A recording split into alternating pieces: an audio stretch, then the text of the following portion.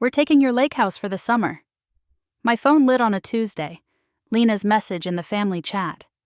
Coffee went cold while hearts and confetti popped like a group victory. No one asked me. Not one check-in, just entitlement wrapped in emojis. I kept my face blank and let my pulse settle. They expected silence. I'd trained them for it. Something in me clicked. I set the mug down and said quietly, "All right, I'm Mara Ellison, 34. A year ago, you'd have called me agreeable. I'm a senior data analyst at a Chicago bank. Spreadsheets, headphones, logic. My apartment is small and orderly, labels on bins, cords coiled. When the city's hum swells, I drive 3 hours north to the only place that feels like breath. A white cabin with slate blue trim facing a patient Michigan lake. I bought it 6 years ago after a promotion no one mentioned. My family lives in Indiana, Mom, Susan, Dad, Frank, and my younger sister Lena, with her husband Chris. Lena burns bright and fast. Growing up, she was the sun I learned to orbit. You're the sensible one, Mom liked to say, her gentle word for unseen.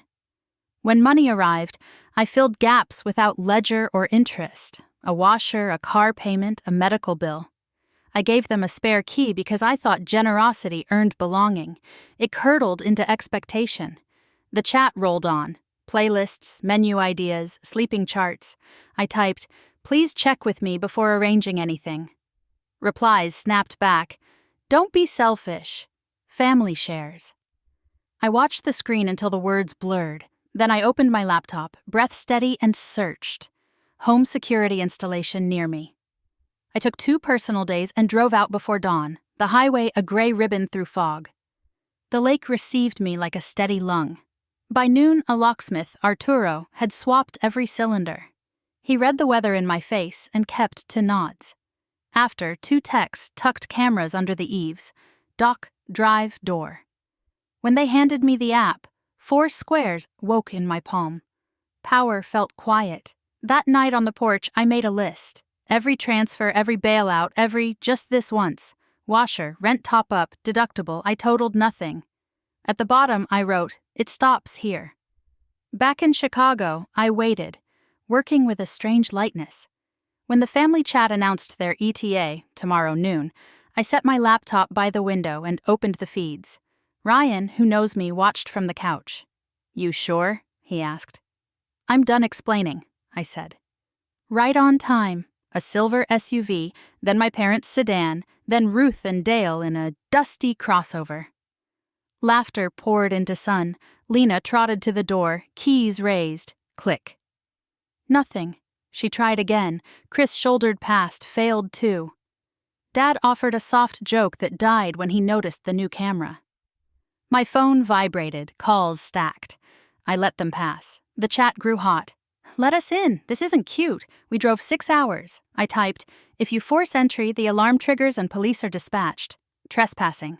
On screen, their faces shifted, confusion into comprehension, then into something heavier. For once, I didn't cushion it. They packed in a flurry of bags and dust. Engines turned, gravel hissed, and the yard fell back to pine and light. They called all evening. I answered once, Mom sharp with hurt. "How could you?" she demanded. "To your own family." I kept my tone even. "It's my house, Mom. You don't get to vote on my no." Silence. Then the older tactic, pity and bargains. I didn't argue. I ended the call. Then I opened my banking app and canceled the auto payments. Parents' allowance, Lena's insurance, Ruth's prescriptions. Each confirmation felt like untying a knot. For a week, the phone stormed. Blame, guilt, apologies. I said little. I drove to the lake instead. When I unlocked the new deadbolt and stepped into wood and light, the quiet rose to meet me. I made coffee, threw the doors wide, and let the afternoon drift in on cedar and sun. Days found a cadence. Work clicked. My code read like clean glass. Ryan came up on weekends, hands in pockets, content to sit beside me. "You look different," he said. "Lighter." I was. Some evenings we watched the footage from that day, not to gloat but to remember. The instant Lena realized a boundary, the way Dad looked at the camera and saw me for once. Summer thinned into early fall. The chat went quiet. I deleted it. Mom texted in October. "We'd like to talk. Maybe start over." I answered, "Not yet."